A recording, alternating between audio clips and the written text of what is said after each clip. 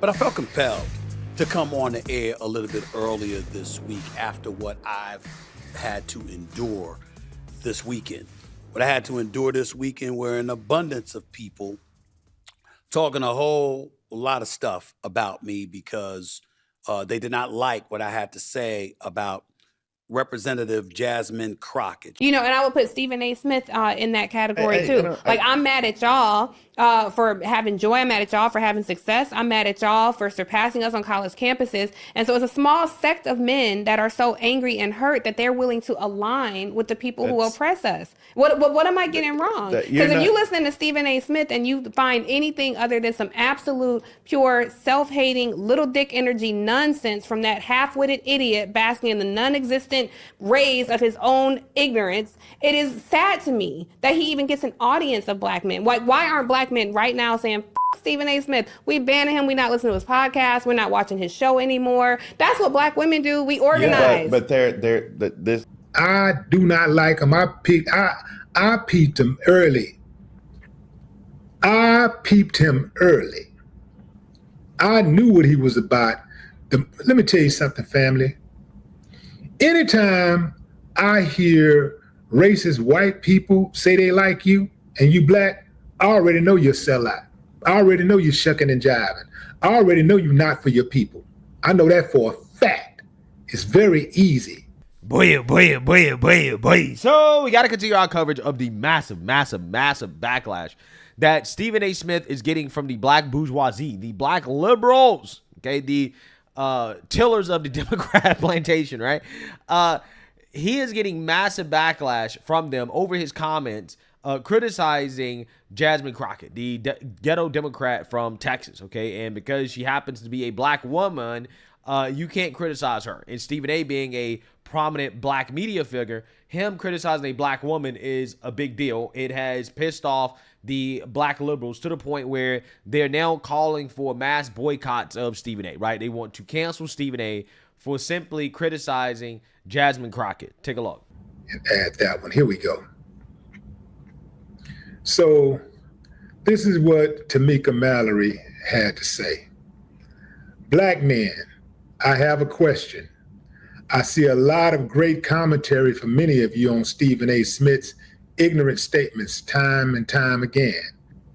This time, he disrespected a powerful black woman who's putting her life in danger fighting for us. At what point will you all lead the charge to turn him off? And over here, I did respond to Tamika's post. I don't rock with him at all. However, for many sports fans, it's hard to turn off someone like Stephen A. Smith because he's not just a commentator, he's a caricature. Networks know that polarizing personalities drive engagement. Whether you agree with him or not, he's giving people something to react to, and reaction equals ratings. The business model of modern sports media isn't built on accuracy, it's built on emotion. Who can make you yell at the TV or post a clip online? It's easy to avoid his podcast, but being on a huge platform like ESPN's First Take makes it harder to escape him. The show mixes him in with guests and co-hosts people do like, such as Shannon Sharpe, professional athletes, and celebrities, or whoever's across the table that day, so he stays in the mix by association. Even if you tune in for someone else, you're still getting Stephen A. front and center, weaving his coconut ass into every debate and every highlight. Tamika replied with this actionary statement. Willie D Live, I appreciate everything you wrote. You have been consistent in calling out his BS. I would only offer this. The way to deal with him is to be disciplined and hit the people who employ him. They are responsible. We always talk about building our own. Perhaps there needs to be more sports commentary on some of your pages so people have somewhere else to turn.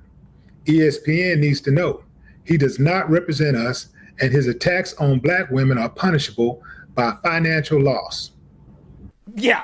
So you see that, you heard that, okay? You see that, you heard that. Attacks on black women. If you are a black man, a prominent black media figure, right? If you're anybody with a platform and you are a black man, if you are black, you cannot criticize black women, right?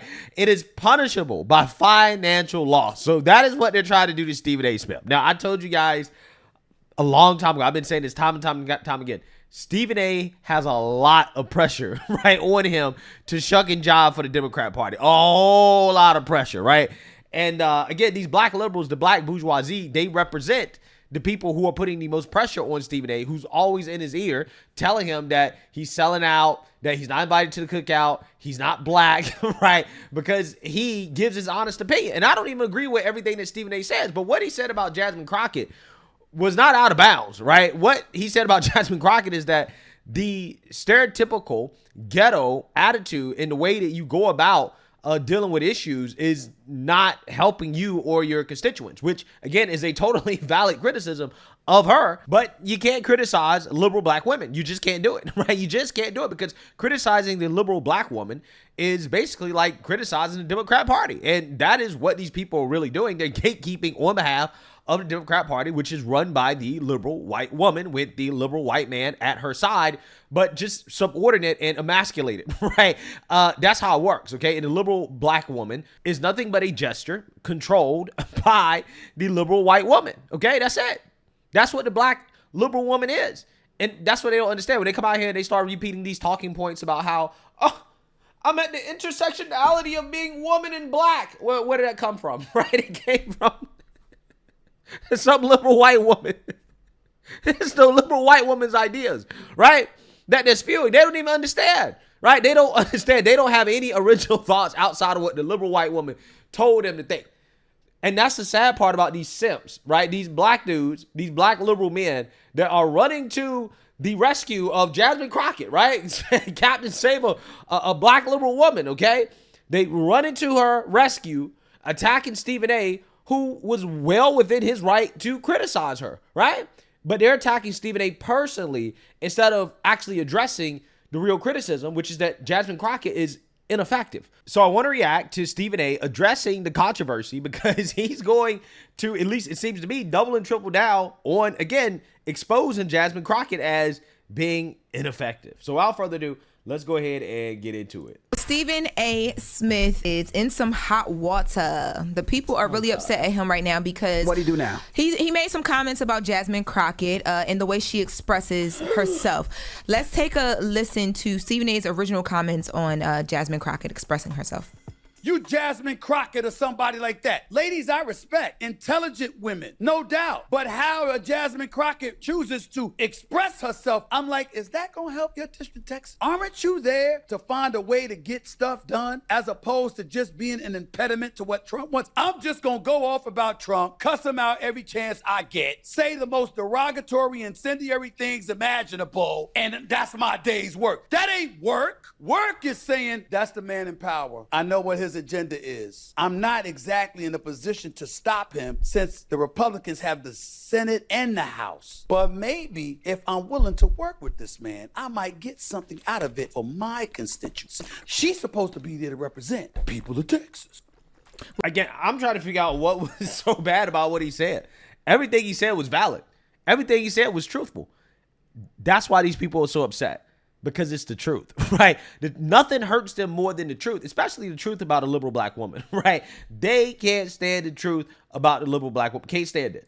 Well, those were his original comments, right? So since those comments, a ton of people have spoken out against what he's saying and defending Jasmine Crockett. I saw Willie D speak out, Steven Jackson, Tamika Mallory is calling for people to turn Stephen A. Smith off and treat him and his show like the NFL. And Bakari Sellers. And Stephen A. Smith mentions this in his new response that we'll play. He has an issue with Bakari Sellers and something Bakari Sellers said about his original comments on a Native Land podcast. Let's take a listen to Bakari Sellers defending Jasmine Crockett.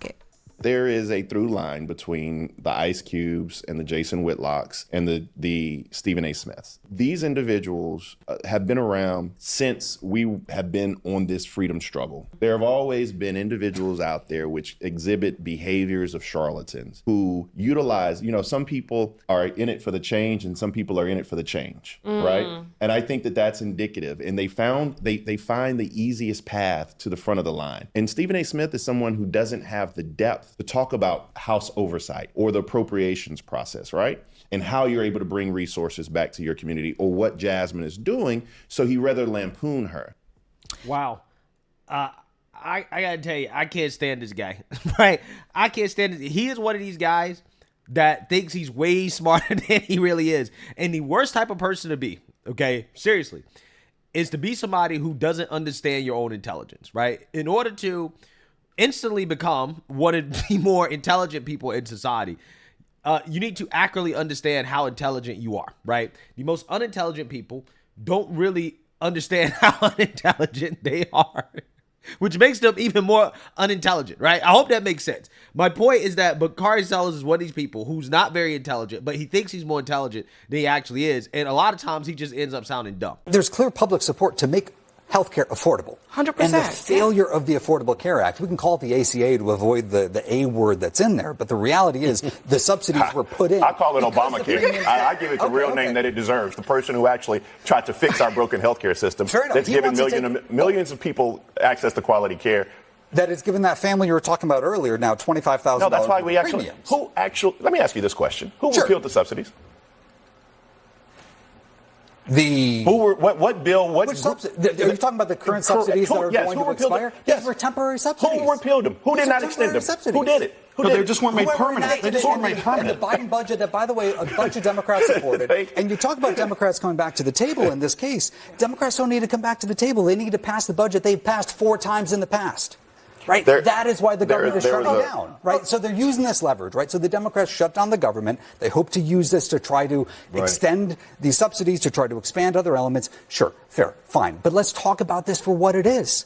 Republicans voted against this budget under Biden, and I get why Democrats are now doing it under Trump. But don't call this a Trump shutdown. It's Schumer shutdown. Well, listen.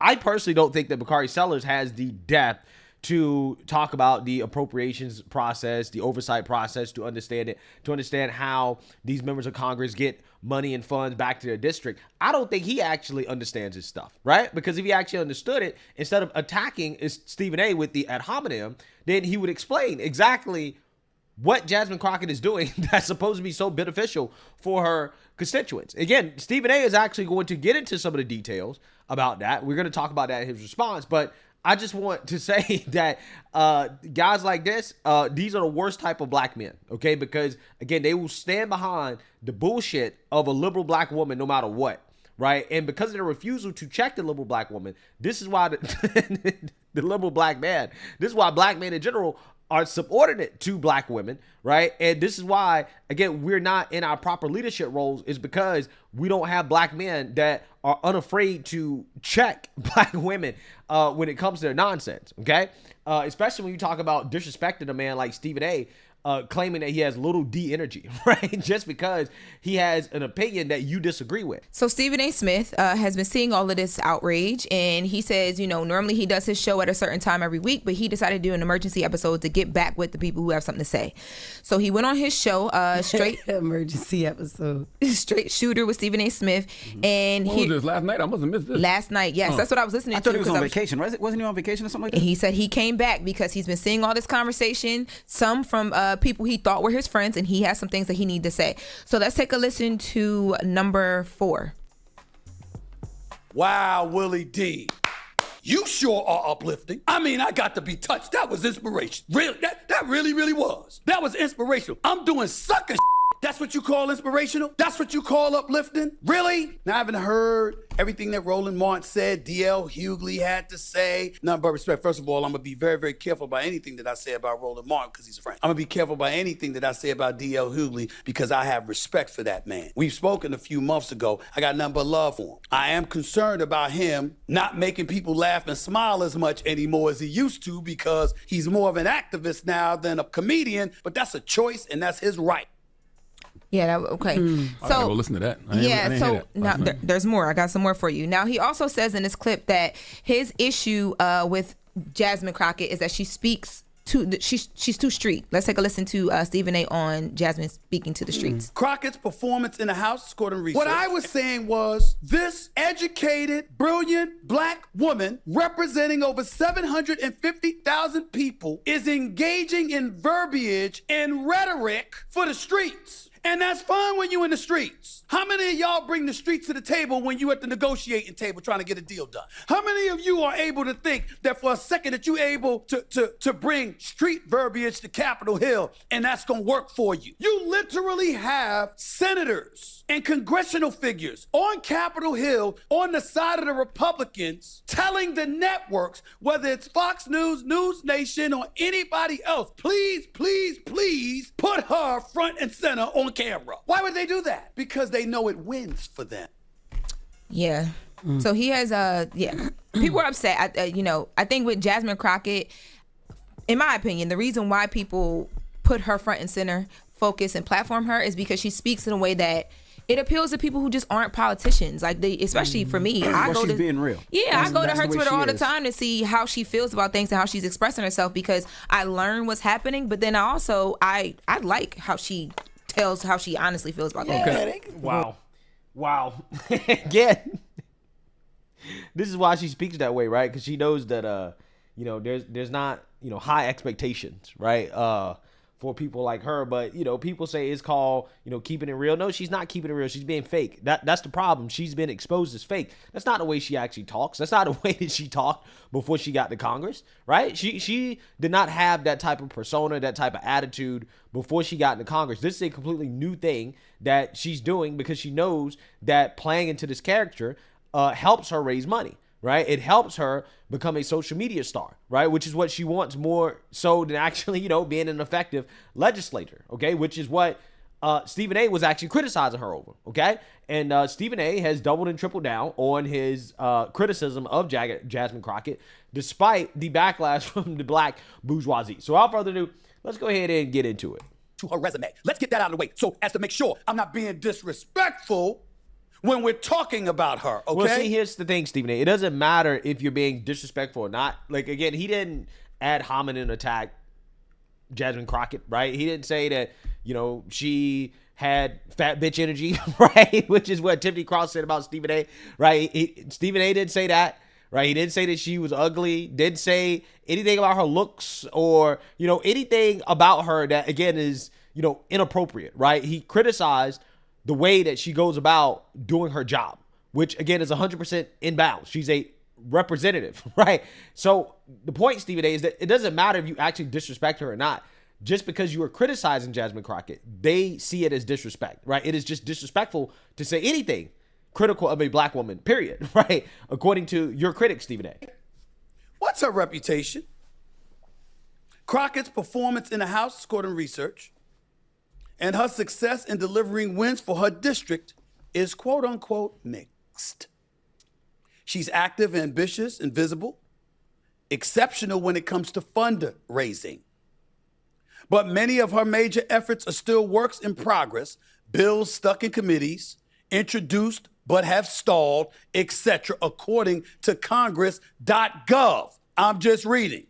She faced similar difficulties as a state rep. The Texas legislature's sole black freshman had big plans for her first session. She ended up mostly playing defense, according to them. And what the implication was is that while she's great at fundraising, the challenge for her was cultivating relationships in Congress.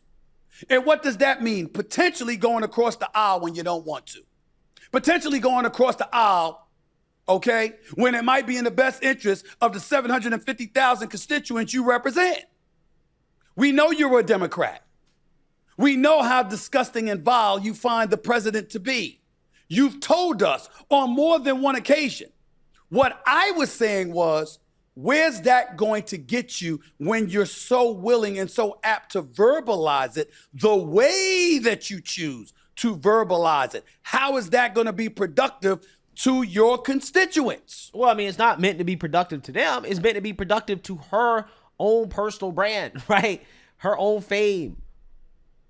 That is what is supposed to be constructed to. That's why she's doing it, right? She's not doing it because it helps her actually get anything done, because that's not what she's in Congress to do, right? She's in Congress for herself, right? That's the issue. That is the issue. You have every right to feel the way that you feel about him. You have every right to do everything that you can to vote him out of office, or in his case, the people that are under him, the J.D. Vances of the world, a Marco Rubio of the world, a Pam Bondi, a Kash Patel, and others. You have every right. You should be doing everything you can to win the midterm. But what I'm saying is, where is her rhetoric going to get her and the people she represents in the 30th Congressional District in Texas? What am I talking about? To my producers, could y'all play the clip when she's talking about the president as an enemy of the United States? Could you play that, please? Your reaction to his appointment? He needs to go. I mean, this is very simple. We right now have a white supremacist that is sitting in the White House. He is backed up by other white supremacists. And if you really want to know who the criminals are in this country, you can Google it. You don't have to trust me. But the people that commit 80% of the most violent crimes in this country are white supremacists. Yet for whatever reason, they sit and they serve at the pleasure of the president. They are the ones that were there on January 6th, tearing our democracy down physically. And now we have them tearing us down right here from within. Here is the problem. Of course, Congresswoman, to interrupt you, but President Trump, of course, has denied any allegations of the white supremacists, and that's why he apparently fired what he is. I know your point, but he did fire Darren Beatty in reaction, they believe, in part to his attendance at that conference. Does that change your opinion in any way? No, it doesn't change my opinion. So that's the first clip. There's a president of the United States that you're calling a white supremacist, and you're saying that the people who work under him are that as well. While you're in the government needing assistance from that administration to get things done for your constituency and beyond. Okay, that's clip number one. Play clip number two, please. A full-fledged criminal. Play that, please. Not our democracy. Well, he did say he'd be a dictator on day one. Oh, Democrats, you know, it's just Trump. He just talks. Well, let me tell you something. He is doing more than talking. We talked about Project 2025. We talked about the consolidation of power. We talked about how he wanted to be a king. We talked about in a democratic republic, that is not what it is. We have some sort of checks and balances, and he is doing everything that he can to get rid of those checks and balances. The DOJ and the people that he's going after were simply doing their jobs. The problem is that Americans thought that it was okay to take a full-fledged criminal and make him the president of the United States, and then they want to act aghast when he does criminal things. Let me tell you, we have a thug in charge of the United States, and if we don't wake up, we may not have a United States, because right now he has only been successful in being a divider in chief. So you care about facts, meaning the Democrats and the Republicans don't. Okay. That's another clip. And by the way, full-fledged criminal and thug. Those were words. How about this one, where she called the president a piece of shit? Play it. Because the Supreme Court has paved the way for half the stuff that we see that's going on. Listen, Donald Trump is a piece of shit. Okay, we know that. Yes, yes. He is. He is. He is. Donald Trump is a piece of shit. That's what she said.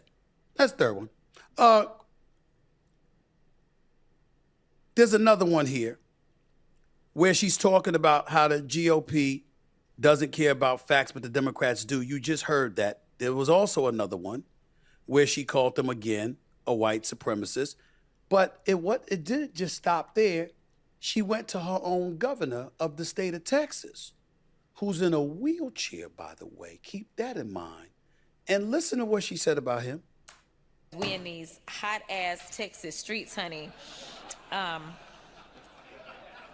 know we got Governor Hot Wheels down there. Come on now. And the only thing hot about him is that he is a hot-ass mess, honey. So, Yes. Governor Hot Wheels. And the only thing that is hot about him is that he's a hot-ass mess. And that's going to serve 750,000 constituency in the 30th District of Texas. That is what I was saying. Never mind what she feels. Never mind whatever level of justification you may have towards feeling the way that you feel. When you're in her position, that's not going to get you anywhere. That's what I was saying. Yes, you are correct, Stephen A. But it doesn't matter, right? It doesn't matter because they don't believe that black women, again, specifically liberal black women, should ever be held accountable. They cannot be criticized, right? They're the greatest gift to mankind, okay? And because of that, you cannot criticize them, especially as a black man. If you criticize the black woman, okay, you are no longer black, right? You are disinvited from the cookout. That's how they do it, Stephen A. And Stephen A is learning the hard way that, you know, it's hard to be a black person that's not, you know, completely drinking the Kool-Aid of the Democrat Party. It really is. Because once you start really pointing out stuff, then, you know, somebody like Stephen A, who's, again, in a very prominent position, yeah, the sharks come out. And the people that you thought were your friends are showing you that, no, we value our relationship with the Democrat Party. We value the Democrat Party more than we value friendship, right? And we will attack you. We will go after you if you go after the Democrat Party. And that's essentially what he's doing when he goes after Jasmine Crockett. So ultimately, at the day, the white liberals running the Democrat Party, they've given the marching orders to, you know, the black people, the overseers, right? The black overseers, and told them, hey, go whip Stephen A, right? Go give Stephen A nice little whipping, right? Get him back. Get him back in line. Now, who knows? You know, Stephen A, he'll probably come out and start apologizing, right? Boo-hoo-wah and cry, right? Saying, oh, you know, I'm sorry. I apologize, right? I'm telling Stephen A, don't apologize. It's the wrong move if you apologize. But we'll see. Let me know what you got to stake. Make sure you like, comment, and subscribe. Most importantly, share a black conservative perspective. Peace.